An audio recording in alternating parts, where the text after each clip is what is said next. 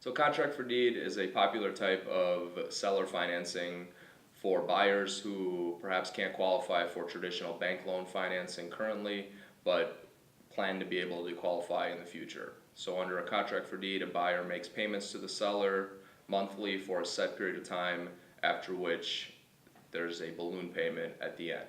If the buyer performs, seller gives the buyer a deed at the end, and the buyer legally owns the property. So it's attractive to buyers who, again, are perhaps repairing their credit and plan to be able to qualify in the future, but can't qualify right now for a mortgage or a loan through a bank.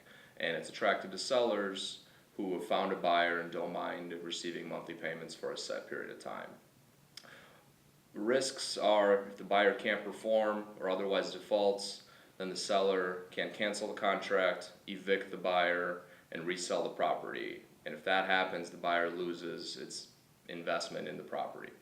So it's important that if you're going to do a contract for deed, you get an appraisal of the property to see what you're buying and what it's worth. It's also important to check the property records, see if there's any liens on the property, and make sure the seller actually owns the property that they're selling.